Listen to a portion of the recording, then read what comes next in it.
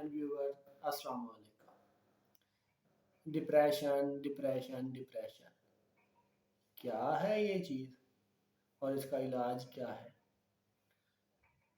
ہمارے ہاں آج کل اوور آل ہر دوسرا انسان جو ہے نا وہ ڈپریشن کا شکار ہے۔ مختلف وجوہات کی بنا کے اوپر وہ خود کو ڈپریس شمار کرتا ہے یا ڈپریشن میں چلا جاتا ہے۔ اب ڈپریشن کی کچھ علامتیں ہوتی ہیں، کچھ سمٹمز ہوتے ہیں جس کی وجہ سے ہم انہیں کہتے ہیں کہ بھی آپ کو ڈپریشن ہے۔ علامات کے علاوہ ان کی کچھ سٹیجز ہوتی ہیں۔ 3 سٹیجز ہیں: مائلڈ، ماڈریٹ، سویئر۔ اگر مزید آسان کرو، تھوڑے درجے کی ڈپریشن، زیادہ درجے کی ڈپریشن اور بہت زیادہ درجے کی ڈپریشن۔ اب ان کی مختلف علامات ہوتی ہیں، ان سب کی اس کی بنا کے اوپر ان کا علاج کیا جاتا ہے۔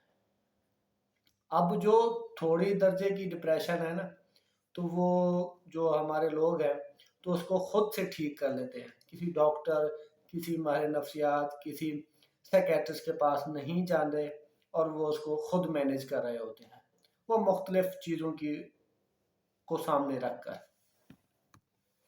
جو تھوڑے درجے کی ڈپریشن ہے نا، جس کو مائلڈ کہتے ہیں، تو وہ انسان خود تھوڑی تھوڑی چیزوں کو یا جو اپنی پریشانی کی وجوہات ہوتی ہیں ان کو ٹھیک کر رہا ہوتا ہے، لیکن ڈاکٹر یا سائیکالوجسٹ کے پاس جاتے کب ہیں؟ تو اس وقت جاتے ہیں جب بات حد سے آگے بڑھ چکی ہوتی ہے، بہت درجے کی ڈپریشن ہو جاتی ہے، جس کو مائلڈ، موڈریٹ اور سویئر ڈپریشن کہتے ہیں۔ تیسری سٹیج ہے سویئر ڈپریشن۔ اس میں ہوتا کیا ہے کہ پیشنٹس کی عجیب و غریب کیفیت ہوتی ہے۔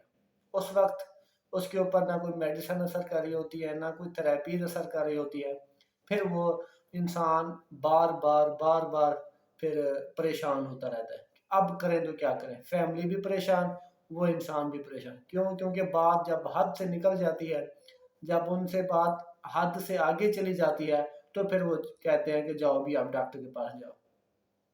جیسا کہ ہمارے ہاں یہ سسٹم ہے کہ جب ہم سے کوئی چیز کنٹرول نہیں ہوتی، پھر ہم کہتے ہیں کہ بھی اب ڈاکٹر کے پاس جانا ہی پڑے گا، اب ہم سے یہ کام حد سے نکل گیا ہے۔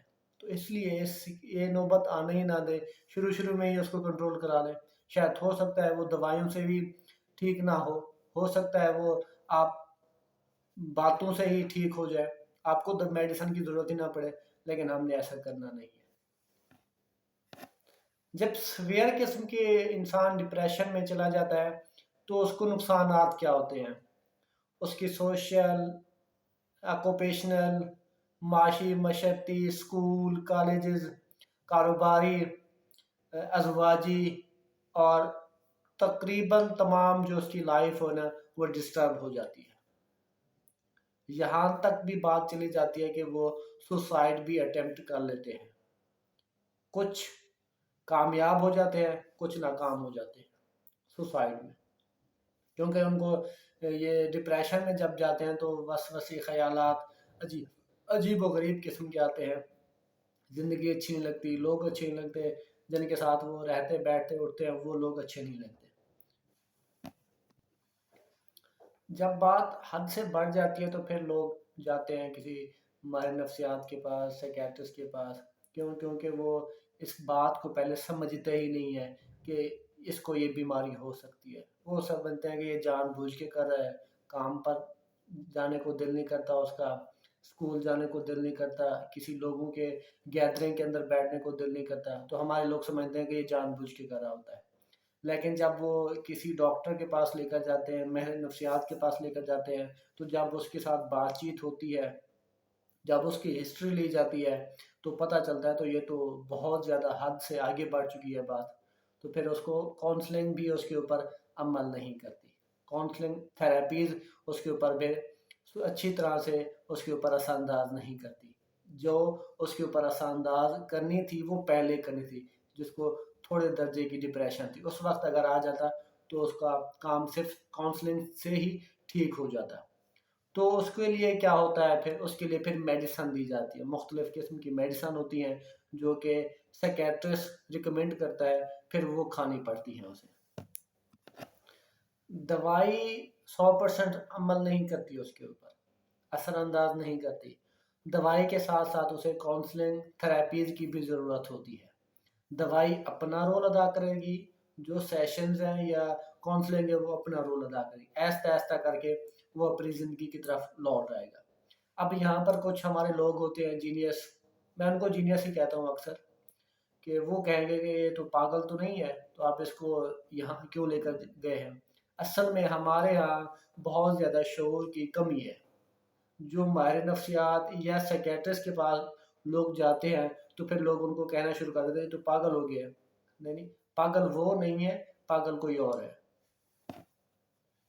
جو مسئلے مسائل آپ کی زندگی کے اندر آئے ہیں وہ آپ خود حل کریں۔ یہ نہ ہو کہ آپ لوگوں کی باتوں کے اوپر عمل کر کے پھر آپ اپنی زندگی سے بھی جاتے رہیں۔ جیسا کہ میں نے پہلے کہا کہ ہمارے ہاں یہ بہت زیادہ شعور کی کمی ہے کہ کوئی اگر سیکیٹرسٹ یا سائیکالوجسٹ کے پاس چلا جائے تو لوگ اس کو پاگل کہنا شروع کر دیتے ہیں۔ نہیں، وہ پاگل نہیں ہے، اس کو پاگل مت کہیں۔ پاگل دراصل وہ ہے جو ان کو اپنی زندگی سے ہٹانے کی کوشش کرتے ہیں۔ آپ اپنے مسئلوں کے اوپر خود فوکس کریں، آپ اپنے مسئلے مسائل خود اچھے طریقے سے حل کر سکتے ہیں۔ آپ اگر ڈپریشن میں چلے گئے ہیں تو کوئی مسئلہ نہیں ہے، سائیکالوجسٹ سائیکیٹرسٹ کے پاس جانا کوئی بری بات نہیں ہے۔ جب انسان بیمار ہو جاتا ہے تو وہ ڈاکٹر کے پاس ہی جاتا ہے، تب وہ وہاں سے ٹھیک ہو کر آتا ہے۔ ایسا کوئی ڈاکٹر نہیں ہے جس کے پاس آپ جائیں اور لوگ آپ کو برے الفاظوں میں یاد کریں، ایسا نہیں ہے۔ ان لوگوں کو ضرور یاد کرتے ہیں جو ڈاکٹر کے پاس نہیں جاتے، ان کو برے الفاظوں میں یاد کیا جاتا ہے کہ اس نے اپنے پیسے کو ترجیح دی ہے، اس نے اپنی دولت کو ترجیح دی ہے، صحت کو نہیں دی۔ اس لیے آپ اپنی لوگوں کی باتوں کے اوپر توجہ نہ دیں، آپ اپنی جان کو زیادہ عزیز رکھیں، آپ اپنے فیملی کا ساتھ دیں، جو آپ کو آپ کی فیملی کہتی ہے وہ کریں۔ آپ دوائی بھی کھا سکتے ہیں اور کاؤنسلنگ بھی کرا سکتے ہیں۔ ساتھ ساتھ اگر آپ یا آپ کا کوئی پیارا ڈپریشن اس قسم کی سمٹمز کے اندر موجود ہے کہ وہ کام نہیں کر رہا، گھر بیٹھ گیا ہے، اسے خیالات آتے ہیں، خود کو مارنے کے وسوسے آتے ہیں، بار بار وہ ایسی باتیں کرتا ہے جو ان کا حقیقت کے ساتھ کوئی تعلق نہیں ہوتا، تو اس کا علاج ہے۔ آج کل کے دور کے اندر ہر چیز کا علاج ہے، بس علاج نہیں ہے تو ہمارے عقل کا نہیں ہے کہ ہمیں لوگ برا کہیں گے، برا سمجھیں گے۔ اگر ہم اس کے پاس چلے گئے تو لوگ کیا کہیں گے؟ لوگ کچھ نہیں کہیں گے۔ آپ جو کہیں گے اچھا ہی کریں گے اپنے لیے۔ لوگوں کا کام ہے باتیں کرنا، آپ کس کس کا منہ بند کرائیں گے؟ اس لیے آپ لوگوں کی باتوں کے اوپر کان مت دھریں، آپ اپنی زندگی کے اوپر فوکس کریں۔ اگر میری ویڈیو اچھی لگی ہو تو لائک اینڈ سبسکرائب کر دیجیے گا۔ اگر آپ یا آپ کا کوئی پیارا ڈپریشن اس قسم کی بری بیماری کا شکار ہے تو اسے آج ہی کسی ڈاکٹر کے پاس لے کر جائیں جو کہ ماہر ہو اس چیز کا۔ تھینک یو سو مچ، اللہ حافظ، اللہ نے کے بعد۔